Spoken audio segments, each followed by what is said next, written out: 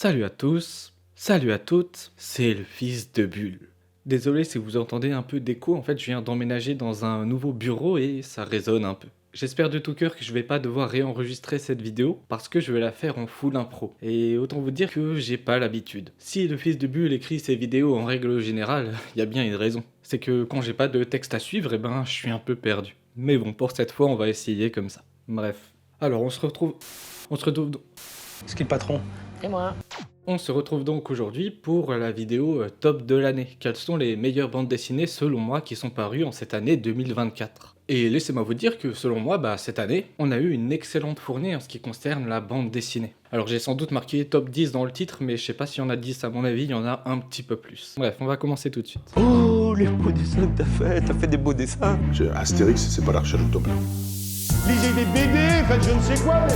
La BD n'est plus ce qu'elle était. Un truc d'une rare indigence et d'une médiocrité inouïe. J'ai horreur de ça. T'as envie de faire de la bande dessinée, t'en fasses. Plouf, plouf, là du très grand art. Judas de Loveness et Rebecca chez les éditions 404 Comics.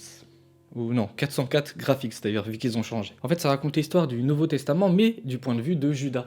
Pour les deux du fond qui suivent pas, en fait, Judas c'est l'homme qui a vendu le Christ pour 30 deniers aux Romains. Donc c'est à cause de lui que Jésus a été condamné sur la croix, avec les petits clous dans les mains et tout. Et là, en fait, ça raconte pourquoi Judas a choisi de trahir son ami Jésus. Parce que 30 deniers, bon, c'est pas beaucoup, alors peut-être qu'il voulait juste s'acheter un kebab, on sait pas. Et en fait, ce que posent les auteurs, c'est que, puisque Dieu sait tout et qu'il a tout prévu, ça veut dire que Judas était condamné dès sa naissance à trahir le Christ. Donc, est-ce que c'est déjà de sa faute? Et si oui, à quel degré? Et sinon, est-ce qu'il mérite de finir en enfer? Alors, je vais vous avouer quelque chose, je suis absolument pas fan des dessins. C'est par le dessinateur de celui qui avait fait Dernier jour de Howard, je crois, un truc de Lovecraft que j'avais pas trop aimé en fait, parce que j'aime pas trop les dessins. Mais ici, je vous avoue, le dessin était pour moi un peu secondaire et j'ai réussi quand même à bien entrer dans l'histoire.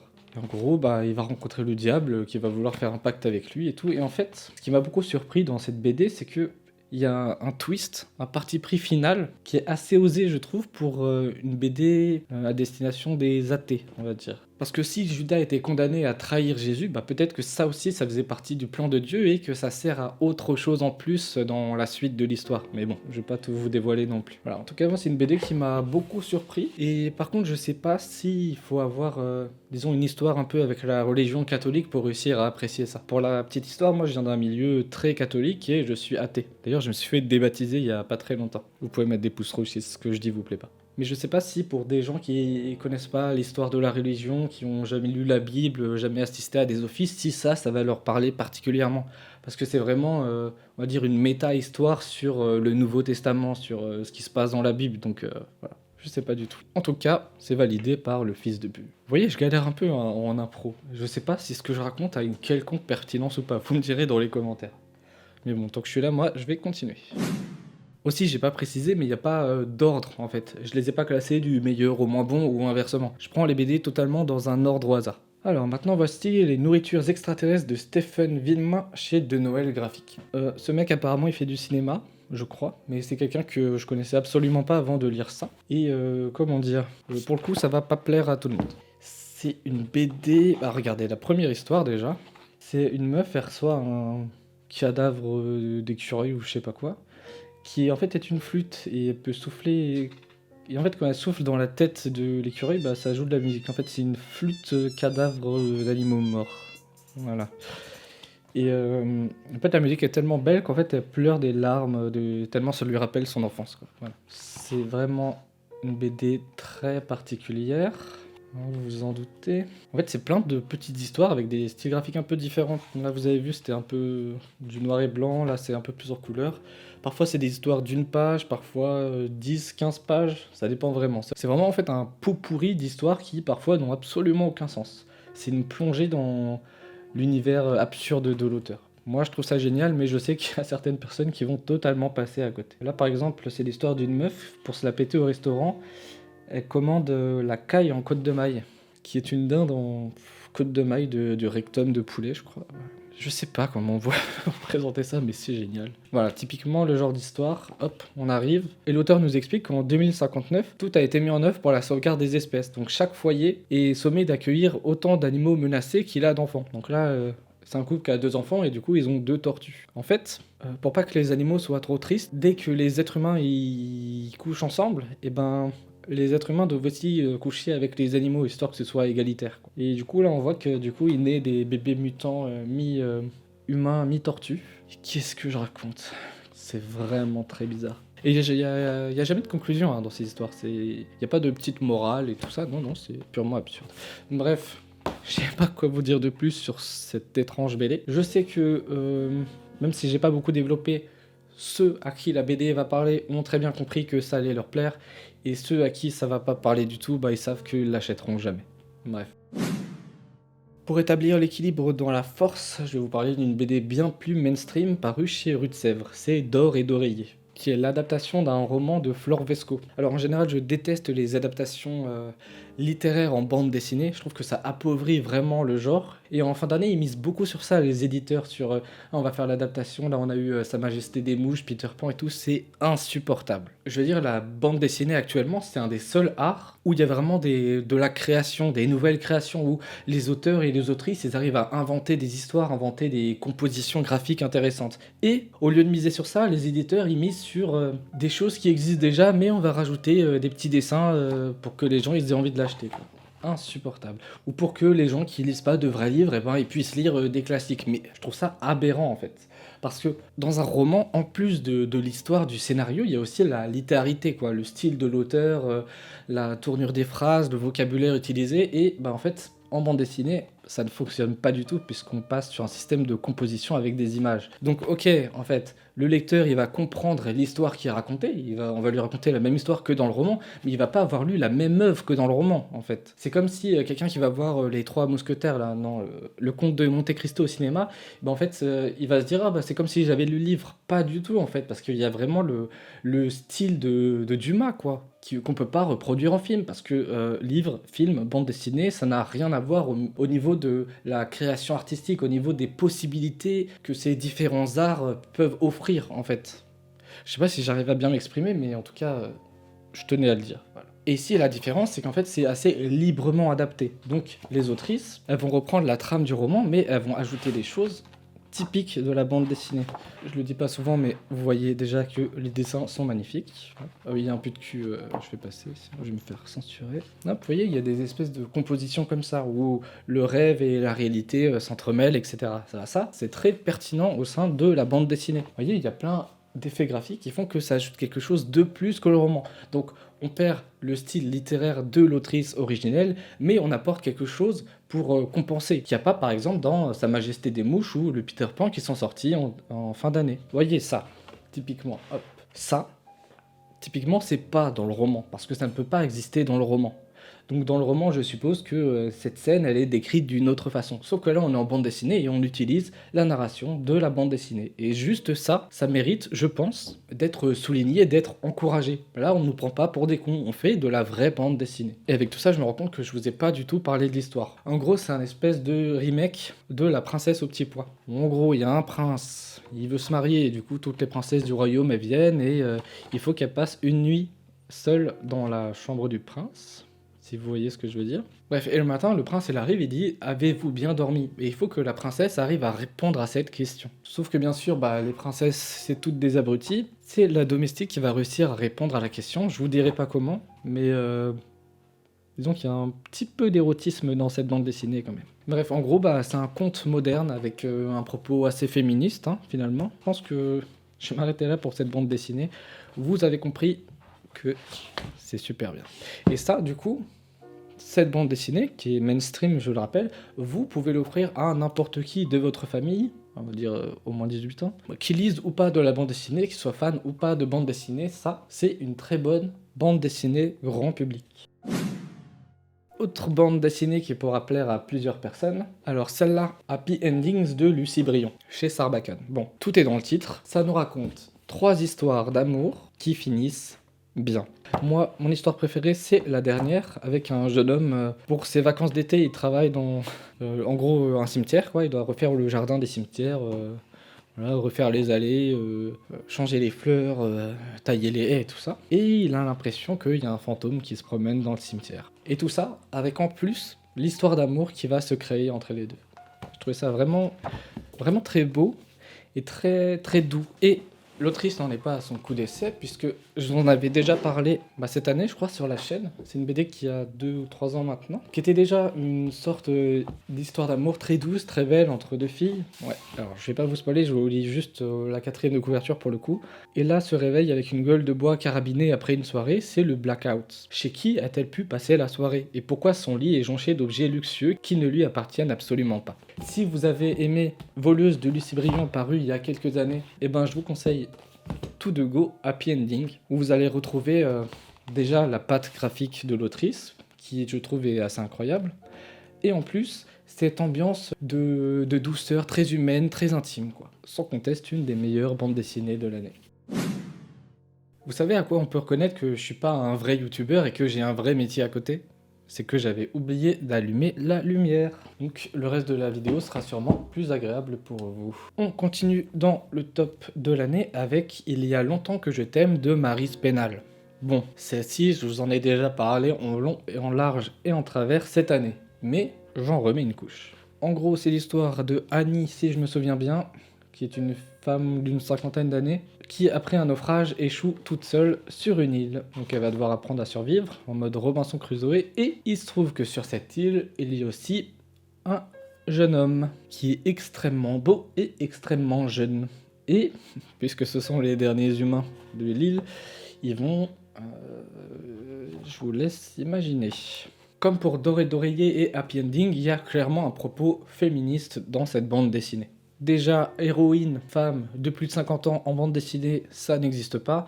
Je vous rappelle qu'en bande dessinée, les héroïnes, quand elles ont le premier rôle, c'est des meufs jeunes, sexy et badass. Là, pas du tout, ménagères de 50 ans.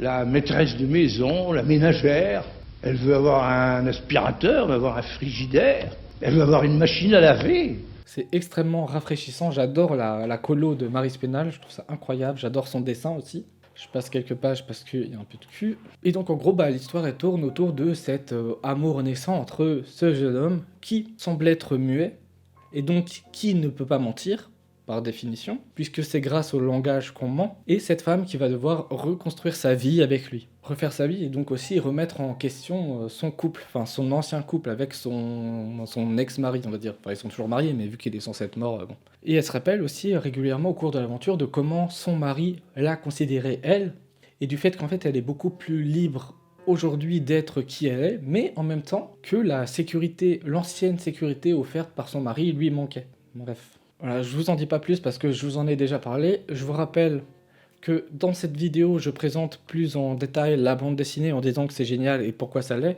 Et dans cette vidéo, j'interviewe Maryse Pénal au sujet justement de cette BD, de son propos et de ce que ça nous raconte d'elle, de Maryse Pénal et du monde en règle générale. Voilà, un indispensable. J'en profite.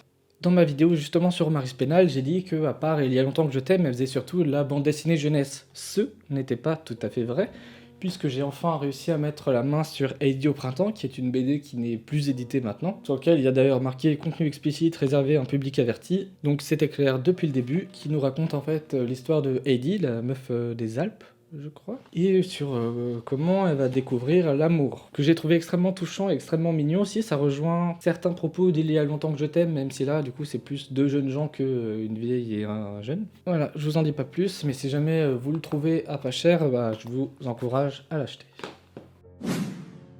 C'est parti pour Oh Lenny d'Aurélien Maury chez Tanibis. Alors c'est une BD dont j'attendais absolument rien, parce que j'avais déjà lu un livre d'Aurélien Maury chez Tanibis il y a quelques années sur un cosmonaute, je vous afficherai l'image, que j'avais trouvé bien sans plus, quoi, pas forcément très marquant. Et là, par contre, j'ai été totalement conquis. C'était l'histoire du coup d'un couple qui quitte la campagne pour aménager en pleine ville, dans une grande maison, dans un quartier où les maisons sont toutes pareilles, comme disent les cow-boys fringants. Et en gros, ce qui va manquer à cette femme, c'est la nature. Et un jour, elle se promène dans les égouts. Qu'est-ce qu'elle trouve? Un espèce de truc dégueulasse. C'est dégoûtant. Auquel elle va s'attacher comme si c'était son gosse, commencer à le nourrir et tout, et le ramener chez elle. Regardez la gueule du truc. Moi, j'aurais laissé ça dans les égouts. J'aurais rajouté un petit coup de pied, histoire de bien le crever, quoi. Mais le personnage féminin est bien plus sympa que moi. Elle s'appelle June d'ailleurs. Et comme une mère, elle va se mettre à consacrer sa vie, son énergie, même son corps, à la vie, à la survie de ce petit être, qui devient du coup son enfant par adoption. Et le problème, c'est que il semblerait que cette bestiole aime se nourrir du sang des humains. Et donc elle va vivre avec cette bestiole dans une sorte de relation toxique, où elle se donne corps et âme au sens propre, pour le coup, à cette bestiole, qui lui rend en échange de l'amour, et donc elle va dépérir au fur et à mesure qu'elle donne de l'amour et qu'elle retrouve plaisir, goût à la vie en fait. Voilà, tout le paradoxe est là. En parallèle de ça, il y a sa relation toxique elle aussi avec son mari, qui s'occupe très peu d'elle, qui la considère pas particulièrement, lui il veut le French Dream quoi, les gosses, la maison, le travail quoi, alors qu'elle elle a besoin d'attention et de faire ce qu'elle aime, et ce qu'elle aime elle c'est travailler en animalerie, s'occuper des animaux. Voilà. Donc 2 relations toxiques en même temps, une avec son mari et une avec le fœtus, on va dire. Et l'histoire avec le fœtus lui sert de liberté envers son mari. Donc il y a une histoire de relation toxique pour sortir d'une autre relation toxique. Mais cette fois par la maternité et non pas par le couple. Donc vous voyez, il y a déjà beaucoup de thèmes qui s'entremêlent, qui s'entrecroisent et tout. Et je trouve ça vraiment très intéressant. Et bien sûr, son mari va vouloir foutre la bestiole dehors. Voilà, c'est un style qui est très ligne claire, moi je trouve ça très beau. Voilà, je pense que je vous ai dit l'essentiel, je pense même parmi toutes les BD dont je vous ai présenté, ça reste une des BD qui m'a le plus marqué cette année. Il y a encore des images où j'y repense le soir et ça reste, quoi, ça marque. Il y a quelque chose qui marque dans cette bande dessinée. Dans un tout autre registre, En territoire ennemi de Carole Lobel, qui est une BD que j'ai failli louper en plus, parce qu'à cause de la couverture, j'ai cru que ça parlait de la guerre. Je suis vraiment très con. Et en fait, ça parle à nouveau, vous allez voir, c'était vraiment le thème de cette année, d'une relation toxique entre une femme et son mari, et là c'est de l'autobiographie pour le coup. Et en gros, Carole Lobel, elle est en école d'art et elle va rencontrer un mec, dont je me souviens plus du nom d'ailleurs. Stéphane, voilà, Stéphane. Stéphane, qui est le beau gosse, super intelligent, que tout le monde kiffe et tout, ils se mettent en couple, et petit à petit, la relation va se dégrader, elle va réussir à trouver du travail et pas lui, et vu qu'il est au chômage prolongé, il va traîner de plus en plus sur internet, sur les forums et traîner dans des médias alternatifs. Et du coup, en fait, il va devenir peu à peu d'extrême droite, peu à peu misogyne, peu à peu raciste, et tous les trucs en phobe et en iste que vous pouvez imaginer. Donc l'autrice raconte cette histoire avec un langage extrêmement graphique, qui est très marquant. Là, elle dessine vraiment son état d'âme, elle a l'impression qu'il lui détruit le cerveau. C'est totalement horrible. Et ce qui est terrible dans cette histoire qui est vraie, je le rappelle, c'est qu'ils finissent par faire 2 enfants. Et il y a une scène d'ailleurs qui m'a extrêmement marqué. Faut que je vous la retrouve un petit instant. Donc déjà, grosse relation toxique et perverse. Elle aimerait bien le quitter, mais en même temps elle n'y arrive pas parce qu'elle dit il a quand même des bons côtés et tout. Hop, enfant, c'est un garçon. Vous voyez sur cette page, hop, les petits oiseaux chantent, le monde est beau et tout. Elle se dit un garçon, je vais mettre au monde un vainqueur, un conquérant de ce monde, ça c'est elle qui décrit. Et j'ai envie de le crier à qui voudra l'entendre. Et hop, page d'après, le désespoir total, l'orage, les trucs, les arbres qui deviennent des pics. Un garçon. Une petite voix vient refroidir mes ardeurs. Un garçon, n'allais-je pas générer d'une certaine façon mon propre oppresseur? Je trouve ça extrêmement fort. Toute la BD est extrêmement forte avec des langages graphiques. Là, vous voyez, je pense que l'image est parlante. Celle-ci, mais aussi celle-ci, où les foudres de colère de son mari, de son compagnon, peu importe, la traversent de part en part. Vous voyez, là, je lis. Stéphane, en plus des juifs, commence à développer des propos sur les femmes. La femme, elle est naturellement inférieure à l'homme, c'est biologique. La femme est inapte à la politique, à la culture, doit rester au foyer, incapable d'analyse, toujours dans l'émotionnel, etc., etc. Et ça montre comment une femme peut rester aux côtés de son agresseur, quels mécanismes sont en place pour ça, comment la femme est détruite et condamnée à rester. Tout ça, c'est non pas expliqué dans la bande dessinée, mais c'est suggéré, ou nous le fait ressentir, nous le fait comprendre comment une femme peut être avec un mec misogyne qui fait que la rabaisser tous les jours et pourtant rester. Ça, je trouve que c'est extrêmement fort. Bref. C'est une des BD les plus dures de l'année, une de celles qui prend le plus aux tripes, une des plus horribles en quelque sorte, et peut-être aussi finalement l'une des plus importantes. Donc je vous encourage vivement, sinon à l'offrir, au moins à la lire pour vous, et ensuite à la faire lire aux gens de votre entourage que ça pourrait aider. J'en ai relativement assez mal parlé, je trouve, notamment parce que je suis en improvisation, mais il y a moyen que je revienne au cours de l'année prochaine sur cette bande dessinée, avec une femme plutôt engagée politiquement et dans le féminisme pour m'aider. Voilà. Changement d'ambiance avec nuage de J personnes chez Glénat. Rassurez-vous ici, pas de relation toxique entre les personnages. Ou en tout cas, c'est pas ce qui est mis principalement dans l'œuvre. Ça nous raconte simplement l'histoire d'un petit garçon qui s'appelle Léo, il me semble. Donc Léo qui depuis tout petit rêve d'être un super-héros et rêve en tout cas de voler, de pouvoir s'envoler littéralement dans les airs. Ce qui est, vous en conviendrez, un rêve plutôt irréaliste. C'est moi le héros de l'histoire, un jour je volerai et je changerai le monde. Donc on suit sa vie, hein, il y a beaucoup d'images des nuages, hein. D'où le titre de la BD, d'ailleurs, je sais pas si vous avez remarqué, mais en fait ça s'appelle Nuages, parce qu'il y a des nuages. Et il y a une scène que j'aime beaucoup, attention, alors léger spoil, je vous préviens. Hop, c'est cette double page que j'aime beaucoup. Il y a Léo qui appelle ses parents, et il dit en gros que son travail se passe bien, et hop, page d'après, un avion qui atterrit. Léo a réalisé son rêve, à défaut de devenir un super-héros, il est devenu pilote d'avion, et il vole donc bien dans les airs. Sauf qu'en fait, non, il travaille juste dans le duty-free de l'aéroport. Voilà, et tout au long de l'histoire, on va suivre la mise en parallèle du rêve de Léo, qui reste de pouvoir voler, avec sa relation amoureuse par exemple, la venue au monde de son enfant. Bref, en fait, on voit le début et la fin de la vie de Léo, et on essaie de voir si il va réaliser son rêve, et comment il va faire pour réaliser son rêve, et quels sont les sacrifices qu'il est prêt à faire pour pouvoir voler un jour dans le ciel. Voilà. Est-ce que le plus important, ça va être son rêve? Est-ce que ça va être ses amis? Sa famille, ses enfants? C'est une BD dont je vous parlerai un peu plus l'année prochaine au sein d'une autre vidéo. Je vous en dis pas plus. Une de mes dernières lectures marquantes de cette année 2024, c'est Sans panique de Colline Aigron chez Delcourt Mirage. Ça raconte l'histoire d'une meuf, en gros hypersensible, qui vit dans une famille où les gens n'ont au contraire aucune émotion. Et on va s'intéresser à ce qu'apporte cette fille qui a beaucoup d'émotions aux membres de sa famille et notamment de sa petite sœur, et ce que va lui apporter sa sœur qui n'a aucune émotion par rapport à son hypersensibilité. Voilà. Ça c'est un peu le principe et c'est une histoire, on va dire un peu fantastique, un peu absurde. Le problème c'est qu'il va y avoir une sorte de catastrophe naturelle, alors je sais plus exactement, ça doit être un tsunami ou un truc comme ça. Et elle prévient les gens de l'île, elle leur dit il va falloir qu'on évacue, qu'on aille sur le continent parce que sinon on va tous crever, mais eux ils en ont rien à foutre. Ils ont aucune émotion, donc pour eux en fait... crever, pas crever, bon c'est pareil quoi. Comme le jardinier là, qui dit oh, je m'en fous. Comme Noël, je m'en fous. Pâques, je m'en fous. Le Ramadan, je m'en fous. Oh, il y a un tsunami qui arrive. Bon, je m'en fous Même pas. aussi. Voilà, tout ça dans un style qui est... Comment vous dire ça? Le dessin, on dirait pas là, je sais à première vue, surtout pour les gens qui lisent des BD un peu mainstream, mais le dessin est incroyable. Il est super à lâcher, en fait. Il jouit d'une liberté incroyable. Il y a quelque chose de très naïf, hein, quelque chose d'un peu brut et du coup très sincère, très authentique dans ce dessin. Quelque chose qui revient de l'enfance, quoi. Et qu'on retrouve aussi un peu dans le scénario d'ailleurs. Parce que faut pas lire cette BD en venant chercher quelque chose de très profond. C'est vraiment un ressenti global, quoi, qui va faire que vous alliez apprécier ou pas cette bande dessinée. Ah oui, c'est une météorite, c'est pas un tsunami. C'est une météorite qui va leur tomber sur la gueule. Voilà, et je sais que je le dis pas souvent, et que je me fous un peu de la gueule des gens qui le disent d'ailleurs, mais pour le coup, le dessin est l'un des principaux attraits de cette bande dessinée.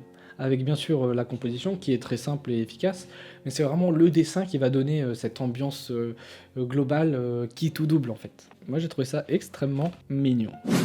Hop, ici nous avons les contes de la mansarde d'Elisabeth Holville et Iris Puy chez l'employé du mois, qui est une de mes BD préférées de l'année. Qu'est-ce que ça raconte les contes de la mansarde? Ça raconte 3 courtes histoires d'amour qui relèvent du fantastique. Le fantastique c'est ce genre où il y a un événement extraordinaire qui va survenir dans un environnement banal, voilà. Contrairement à la fantasy qui est un univers magique où tout le monde est au courant que c'est magique, voilà. Là, c'est vraiment un événement magique qui va survenir dans un monde où la magie n'est pas censée exister. C'est d'ailleurs mon genre préféré, qui est un genre très français et qui est un genre véritablement délaissé. Par exemple, si vous allez en librairie, vous allez dans le rayon fantasy, science-fiction, rayon d'imaginaire, quoi, et ben vous allez rarement trouver un rayon fantastique qui soit surchargé. Alors qu'en réalité, il y a énormément de romans qui sont souvent classés en littérature, qui font partie de cette thématique du fantastique. Le premier qui me vient en tête là, c'est l'Anomalie de Hervé Letellier, qui est le prix Goncourt d'il y a 4 ou 5 ans, je sais plus. C'est classé en littérature, mais c'est bel et bien un roman de type fantastique. Tout comme, par exemple, le Horla de Maupassant, tout ça. Bref. Un genre, j'allais dire méprisé, mais je sais pas, un genre confondu avec la littérature. Mais parce que la tradition littéraire française est souvent liée, en fait, au fantastique. Bref. C'est donc 3 courtes histoires. Je vais pas vous donner la teneur du fantastique de chaque histoire, ça, je vous laisserai le deviner. Mais en gros, la beauté de cette bande dessinée, c'est que les 3 événements surnaturels qui vont survenir vont tous être liés véritablement à l'histoire. Par exemple, comment vous dire ça sans spoiler ? Il y a un personnage qui a peur de ne pas être remarqué par les autres, et il va lui arriver un élément fantastique qui va faire que, effectivement, si elle n'est pas regardée par les autres, elle risque de disparaître. Voilà, je vous dis juste ça. J'ai trouvé ça vraiment extrêmement bon. Au niveau du dessin, de la thématique, la manière dont c'est raconté, je trouve ça vraiment très très bien. Et j'espère de tout cœur que l'année prochaine, l'année d'après, on obtienne un petit conte de la Manstarde 2 de Elisabeth Olville et Iris Pouy chez l'employé du mois. Parce que ça, c'est extrêmement qualitatif. On a bientôt fini. Je vous présente rapidement Les yeux fermés d'Héloïse Martin, Baptiste Magontier et Valentine Delucy. Héloïse Martin qui est donc une actrice française qui a subi de l'inceste durant son enfance. Là, j'ai rencontré les 2 autrices. Et ça nous raconte un récit à moitié fictionnel, à moitié autobiographique, disons, sur Héloïse Martin, qui se rend à une fête de famille dans lequel il y a son agresseur, qui est genre son oncle. Et elle dit aux autres, en fait, moi, je suis choquée que mon agresseur, tout le monde est au courant de l'histoire, je suis choquée que mon agresseur soit invité, fasse toujours partie de la famille, et qu'on m'invite en fait en même temps que lui. Et bah ça pose problème à l'ensemble de la famille, parce qu'il y a une sorte d'omerta, une sorte de « oui ok, il t'a fait ça, mais il faut qu'on passe à autre chose quoi, pour la famille, faut apprendre à pardonner, c'est pas si grave quoi. C'est au bout d'un moment, il faut passer à autre chose, tu fais l'actrice et tout. » C'est une BD qui est insupportable. C'est très dur à lire, parce qu'on se rend compte à quel point les êtres humains, même ceux qui sont censés être les plus proches de nous, sont véritablement injustes, quoi.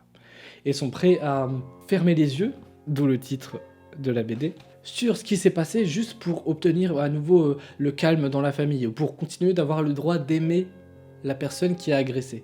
Voilà, c'est une BD qui montre que certaines personnes de la famille restent du côté du bourreau et non pas de la victime, juste par familiarité. Je vous montre ça vite fait. Normalement, je parle pas dans mes tops de réédition, parce que ça, c'est une BD qui a déjà plusieurs années derrière elle. Je vous le montre juste pour vous dire que j'espère l'an prochain faire un épisode sur Florence Dupré-Latour. Voilà, je ne m'engage à rien. Dernière BD, enfin, de ma pile. La vie pleine de joie du triste chien Cornelius de Marc Touriste chez Actes Sud BD. Je sais pas du tout comment vous en parler. Le truc est extraordinaire. Alors moi, je l'ai acheté dans une librairie indé, et j'en savais absolument rien. Je connaissais pas l'auteur, ni qui est ce Cornelius. J'étais en librairie, je feuillate le truc, et je lis le prologue. Ce livre est le premier d'une série de 40 volumes destinés à illustrer la trajectoire du chien Cornelius, dans le but de rassembler une partie de la production autour de ce personnage. Né il y a 300 ans dans la République de Mayam. Un hommage bien mérité pour l'une des séries les plus emblématiques de notre pays, qui avec ce premier tome vise à présenter le personnage et qui, dès les tomes suivants, donnera un aperçu de son histoire, controverse, publication non officielle et autres particularités générées par une œuvre de cette importance. Alors, moi je lis ça, je suis con, je suis naïf, je me dis putain, qu'est-ce que c'est ce truc ? Cette BD qui a l'air historique et dont j'ai jamais entendu parler. Je feuillette, je me dis il y a quand même beaucoup de styles graphiques différents, quoi. C'est le truc qui n'a aucun sens. Je me renseigne en continuant à lire le prologue, et en fait, ils se disent dans le prologue qu'ils ont réuni plusieurs documents d'époque, qu'ils ont réunis en un volume pour l'instant, pour présenter l'évolution graphique du personnage et tout ça. Là, vous voyez clairement le style d'Hergé de type Tintin au pays des soviets, quoi. Bref, et tout ça, en fait, c'est complètement faux. C'est une métafiction dans la fiction qui est Cornelius. Cornelius, c'est juste une bande dessinée imaginée par Marc Storis qui se fait passer pour une BD historique d'un pays fictif. Voilà. Et du coup, on se fait croire qu'on a rassemblé plusieurs documents venus d'époques différentes qui, réunis, forment une même histoire, comme quand on réunit Gasoline Alley, par exemple, ou les Peanuts, Calvin et Hobbes et tout ça pour former une œuvre intégrale. Sauf qu'en fait, c'est pas le cas du tout. Bref, ça c'est pour le contexte. Et qu'est-ce que ça raconte Cornelius ? Ça raconte l'histoire d'un chien qui est un être humain médiocre, qui est amoureux de la fille de son patron, où il sort avec elle, et elle se fait enlever. Et lui, il fait rien. Il essaye même pas d'aller l'aider, non. Et la regarde se faire enlever de loin, il n'interagit pas, parce que il a peur en fait. Il dit, oui, de toute façon, je peux rien y faire, je vais pas me blesser pour elle, je sers à rien, bref. Et en fait, il ose pas dire aux gens que sa copine s'est fait enlever. Il a peur d'avouer aux gens qu'il a rien fait pour aller l'aider. Ce qu'il fait, on lui demande ça va mec, t'as l'air traumatisé, il dit bah ouais ça va, voilà. Mais il dit pas plus. Et forcément, son patron, sa fille elle a disparu. Sauf que lui, elle lui dit rien. Regardez, les fausses taches là incrustées sur les passes, c'est génial. Ça. Bref. Et le mec il va au travail, et il tombe sur une lettre de rançon qui dit ouais, versez-nous 500 000 $, sinon on vous la rend pas. Et au lieu de la donner à son patron et lui dire Alspaka elle s'est fait enlever, regardez j'ai trouvé la lettre qui demande la rançon, il est pas obligé d'avouer en plus que lui il était là et il a rien fait. Non, juste elle s'est fait enlever, il lui donne la lettre, sauf que lui il se dit en fait mon patron, si je lui donne la lettre, il va paniquer, il va être triste, il va pas être content. Du coup ce qu'il fait, dans la panique, sans trop réfléchir, c'est qu'en fait il détruit la lettre. Donc le père n'est même pas au courant que sa fille a été enlevée et qu'il suffirait de payer une rançon pour qu'elle revienne. Donc Cornelius, petit à petit dans l'histoire, il va s'enfoncer dans la médiocrité. Plus il s'enfonce, en fait il peut plus revenir en arrière. Il en a déjà trop fait le mec. Regardez, je trouve vraiment graphiquement, je trouve que c'est incroyable. Voilà. Et il va aussi recevoir des coups de fil des ravisseurs qui va cacher aussi. Il y a la police qui va venir lui poser des questions, et il va dire qu'il sait pas. Et voilà, petit à petit. Et en parallèle de ça, il va essayer de revivre une vie normale en rencontrant d'autres personnes, en essayant de trouver une copine, de déménager et tout, d'essayer de se remettre à vivre, alors que même qu'il est au courant et que c'est le seul au courant qu'en fait c'est une énorme merde. Ok. Bref, je sais pas si je vous l'ai bien vendu, mais ouais, je pense que c'est une de mes BD préférées de l'année. Je sais que je l'ai dit au fur et à mesure que je voyais les BD défiler devant moi, mais... Alors celle-là, c'est vraiment une BD dont je crois quasiment personne n'a parlé. Alors faut dire qu'elle coûte 34 € quand même. Hein. Et voilà, moi je trouve ça dommage que c'est pas une BD qui ait été mise plus en avant que ça. Donc vous l'aurez vu chez Le Fils de Bulle. Quoi.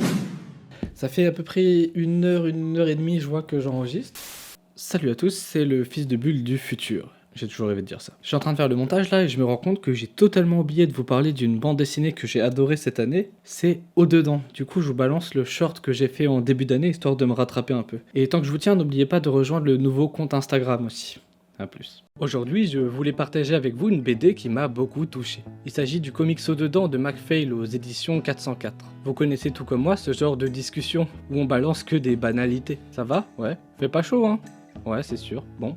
Nick, le protagoniste du comics, il vit ce genre de situation au quotidien. Et il va décider d'inverser la tendance, de lancer des discussions profondes avec les gens, son barman, son plombier ou même sa maman. Évidemment, c'est pas si facile que ça en a l'air. La BD nous présente la vie quotidienne de Nick dans des planches en noir et blanc. Très belle, et dès qu'il réussit à créer un contact avec quelqu'un, on a le droit à une série de planches en couleur. Ces planches sont magnifiques et elles tentent de reproduire l'émotion ressentie par Nick. Il est projeté dans une sorte de monde fantastique qui joue un rôle de métaphore visuelle. Ici par exemple, on le voit gravir une montagne et enfin apercevoir le sommet, après avoir galéré à entrer en communion avec son plombier. Je vous en dis rien de plus, on en parlera peut-être plus en détail au cours de l'année. En tout cas, c'est une lecture qui m'a fait beaucoup de bien, et je ne peux que vous conseiller de tenter l'expérience. Ça fait à peu près 1 heure et demie, je vois que j'enregistre. Je sais pas du tout comment la vidéo va rendre. Donc dites-moi en commentaire si ça vous a intéressé, si malgré mon improvisation, il y a quand même des BD qui vous ont donné envie. Je vais vous mettre des liens d'affiliation en description, donc quand vous cliquez sur le lien, ça me reverse je crois 5 ou 8% du prix total de la bande dessinée. Donc c'est un moyen comme un autre de soutenir la chaîne tout en achetant des bandes dessinées chez un libraire. Parce que c'est pas un lien affilié Fnac Amazon, c'est chez BD Fugue, qui est une vraie librairie. Je vous encourage à faire ça, ou alors vous allez chez votre libraire, hein, vu que je suis moi-même libraire, je sais que c'est important de les soutenir. On se dit à la prochaine, et surtout, n'oubliez pas, lisez de bonnes BD.